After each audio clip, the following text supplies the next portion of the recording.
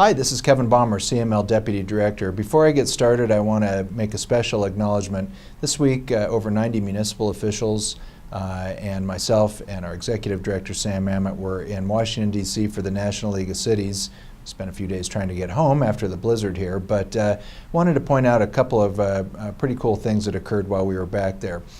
Senators Gardner and Bennett both did their own tributes for Sam on the floor of the U.S. Senate, and then presented Sam with the official copy of the tributes.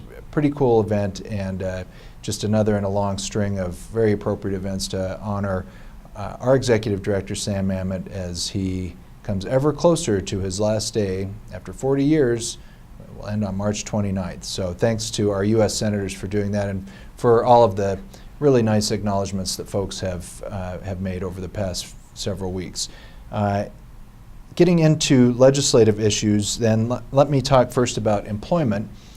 First of all, Senate Bill 188. This is the Family Medical Leave Insurance Act, which was heard in committee during the bomb cyclone while folks were asked to submit testimony in writing if they couldn't get there. The League decided that that was not appropriate. We sent our staff home, and so we did not enter any text into the record against Senate Bill 188. Really unfortunate that our witnesses that were going to testify weren't able to do so. However, we'll have other opportunities to get our opposition on the record. That bill did advance out of the committee as expected and will be heard in the Senate Finance Committee on Tuesday, March 19th at 2 p.m. Our understanding is they will take testimony at that time, although that has not yet been confirmed. The Family Medical Leave Insurance Act has, even with amendments that were made to give a discount to public employer contributions, still has a number of issues, and the League still is opposed unless amended. However, at this point, without some really significant amendments to make sure FMLA and this new Family Act would work well together. Not even really sure how it could be amended. We've certainly given plenty of suggestions to the sponsors to be continued. We're now starting to see, finally, in the second half of the session, marijuana bills come in. There were two bills introduced. Both are still being reviewed. First is House Bill 1230. This is dealing with marijuana hospitality establishments and allowing consumption on premises under certain circumstances. It won't be heard until Wednesday, March 27th in the House Business Affairs and Labor Committee, so we'll be taking a very thorough look at that and determining what our position will be, and hopefully we can at least be a monitor on that legislation. House Bill 1234 was also introduced. This is regulated marijuana delivery. I'll say that this is, as introduced, is limited only to medical marijuana, but now we are starting to really take a serious step into uncharted territory that we've not had. Even though we had a pilot project delivery bill last year, this is really the first step into this issue, which other states have already dealt with. And Colorado is different as a strong local control state, enshrined in Amendment 64 for sure, and our statutes supporting both medical and retail marijuana delivery. This legislation has some concerns right off the bat. It does have the element of approval at the local level before any delivery can be allowed. However, it contemplates then allowing cross-jurisdictional delivery, not just limiting to within the approving jurisdiction. Obviously, if this is a template for recreational marijuana going forward, we need to pay very close attention to it. This bill needs a lot of scrutiny, and we're going to give it that. I would predict at this point, just based on some of the feedback I've heard and some of the language that I've seen already, the League is likely to be opposed to the bill unless it's amended. But stay tuned on that, and we'll confirm that next week. So those are the two marijuana bills we're tracking. Last but not least, sales tax is back again. House Bill 1240 was introduced and will be heard in the Business Affairs and Labor Committee on Tuesday, March 26th. This bill is titled Sales and Use Tax Administration. This is really taking probably the broadest and most appropriate look at the state's rulemaking post-Wayfair related to collection of state sales taxes and the state's collection and remittance of sales taxes to statutory municipalities, counties, and special districts. You may recall that we talked about the state has rules that will not take effect until May 31st that deal with collection and remittance based on destination sourcing, a big change that small businesses were concerned about. And we previously supported legislation that would have created a de minimis exemption, which was defeated. That will be a component of this bill. And in addition, it will also require marketplace facilitators, so the Amazons and Wayfairs of the world that have a marketplace site for which people buy and sell things through, and Amazon or Wayfair or the others just facilitate that. Currently, there's no requirement for sales tax collection. That's part of this bill, and again related just to the state sales and tax and those of statutory municipalities. Home rules aren't implicated one way or the other in this, but will be a very important conversation going forward. Very supportive of some of the elements of this bill. I think that we'll likely end up supporting House Bill 1240, but again, that needs a very thorough look. CML Sales Tax Simplification Committee will be meeting on Wednesday, March 20th to do just that, and we look to have a thorough recommendation and better coverage on this in next week's Statehouse report. Hello, this is Morgan Cullen with CML, and this was another busy week down at the Colorado State Legislature. One bill was delayed because of the snowstorm this week, and that's Senate Bill 144. However, CML was busy working on the bill behind the scenes. Currently, we're opposed to this legislation, and what it would allow is if a intersection or the sensors related to the lights at an intersection fail to recognize a motorcyclist, it would allow them to run through the red light. However, there was a lot of different provisions in the bill where our law enforcement organizations, law enforcement agencies across the state had public safety concerns that it would provide an incentive for motorcyclists simply to start jumping red lights, which would be a huge public safety issue, and it could increase accidents and fatalities on the roadway.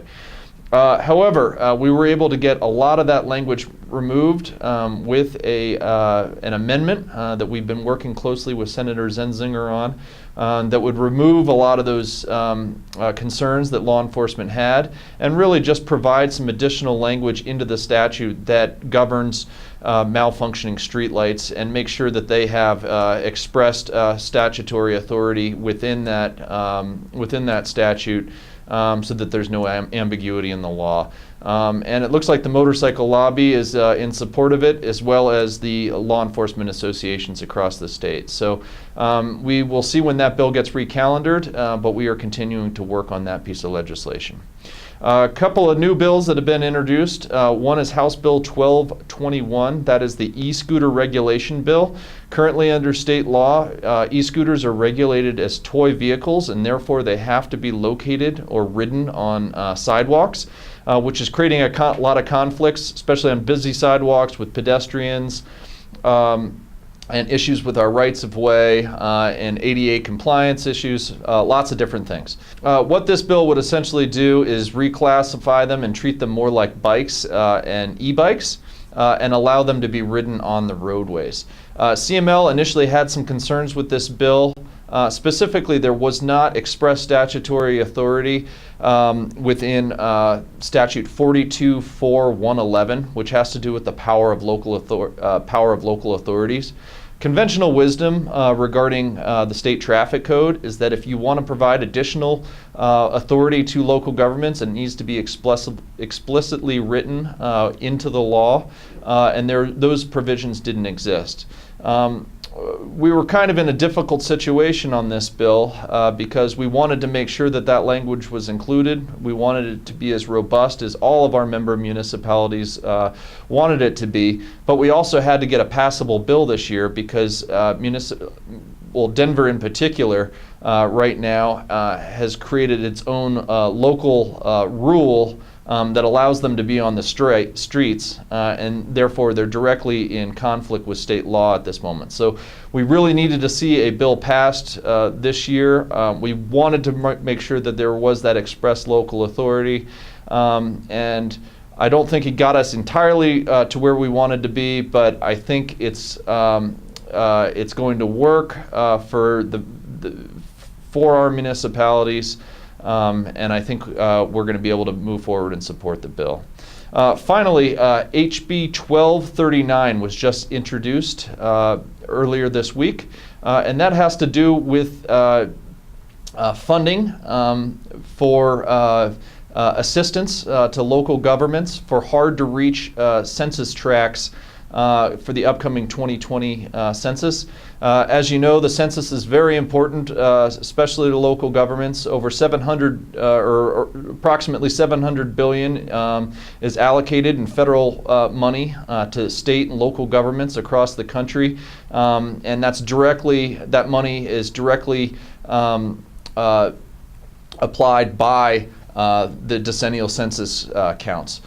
So what this bill would do is create a committee within the Department of Local Affairs, provide a $12 million appropriation that would be used as grant funding that could be distributed to local governments, nonprofits, housing authorities, and really provides a lot of flexibility and assistance to make sure that we get an accurate census count in all areas of the state. So CML will be supporting that bill going forward as well. Hi, this is Megan Duller, Legislative and Policy Advocate with the Colorado Municipal League. I want to talk about a couple of bills that CML worked on this week, both within the public safety and criminal justice realm. The first one had to do with wildfire mitigation. That is House Bill 1006. As introduced, the bill did not do anything to help municipalities get any additional resources for wildfire mitigation, so we were monitoring that piece of legislation. However, the bill sponsors very thoughtfully decided to amend that piece of legislation to actually add additional funding to a grant program operated through the Colorado Forest Service. That grant program already provides funding to local governments and HOAs for wildfire mitigation programs. It's been a very successful program, and CML did support its creation. So now we do support HB 1006, as it does ask the General Assembly to provide an additional $3 million to that program. The second bill I want to talk about is within the criminal justice realm. This is House Bill 1225.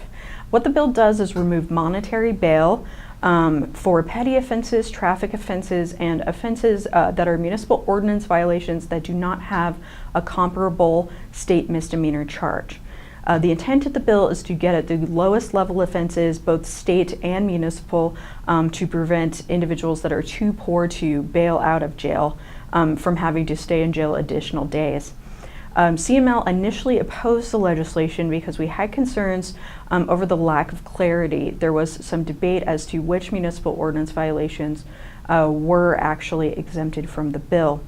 There was an amendment that was put on the bill yesterday that did clarify that municipal ordinance violations that are comparable to state misdemeanors are exempt from the bill and still allowable for municipal judges to apply a monetary bail in that case. Our main concern was a lot of those ordinance violations do contain violent offenses, and so we wanted to make sure that there were tools for municipal courts in those instances. Now that the bill is amended to clarify that it is intended to apply to the lowest municipal offenses, CML has removed its opposition from the bill. Hi, Brandy DeLange here at the Colorado Municipal League. I have two updates for everybody today, and we'll start with the first one, House Bill 1035. This is our electrical inspection fee bill. If you recall, originally in the House, we thought that 2014 was kind of our ideal date to set our base fees as we were decoupling from the state, but turns out that was not exactly the most ideal rate. It was only $100, and it unfortunately created some issues for us. So we've since amended the bill to do three things. A, decouple. B, create a base fee of $120 with inflationary costs annually. And C, create an 8% multiplier for commercial and large buildings. So this bill is now going to go to the Senate for its full consent and should hopefully be no issue. It passed out of our Senate Local Government Committee with no opposition, so we are just moving right along finally. Second update is on our oil and gas bill, Senate Bill 181. If you were following along last week, the bill was introduced and went through 3 Senate committees very quickly, and then was heard on seconds on Tuesday and then thirds on Wednesday. So I actually want to cover the amendments that were added to the bill on Tuesday during the second floor debate. So the first the first amendment just clarifies that the COGCC should not act arbitrary or capricious when regulating oil and gas operations. The second amendment clarified that only local governments may weigh in on a proposed siting. Only affected local governments, may weigh in on a proposed siting within their own jurisdiction. The third clarified some more worker certification, specifically suggesting that if you have somebody that's on site, they can do their training there. The fourth clarifies that the activity of the state or local government, they don't have jurisdiction over tribal lands. There was some concern that perhaps tribal lands may be impacted by this legislation, but that's not the case. We all know that tribal communities are sovereign. The fifth reduces the royalty rate from the original proposed 15% to now 13%. The Sixth Amendment clarified that regulations adopted by a local government must be necessary and reasonable, basically ensuring that local governments just don't go crazy with their regulations. The Seventh Amendment clarified that the COGCC director would not hold up permits while promulgating the rules throughout this summer on orphaned wells and financial assurance. The Eighth Amendment was a technical review. It creates a technical review panel within the COGCC that a local government may access if they so choose. The ninth applies that necessary and reasonable definition to also suggest that this is a local government may create regulations that are necessary and reasonable, and that when there are unavoidable impacts of oil and gas operations, that you can take care of those in a mitigated way.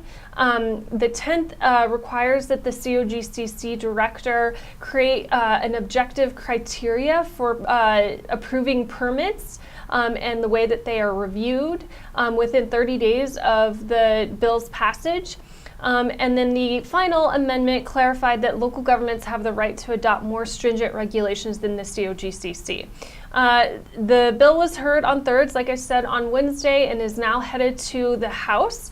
It will be heard in House Energy and Environment on Monday, so Monday the 18th at 1:30 p.m., and CML will be there to testify. As always, if you have questions, please reach out to me. Thanks again for joining us this week. We look forward to seeing you again next Friday, March 22nd.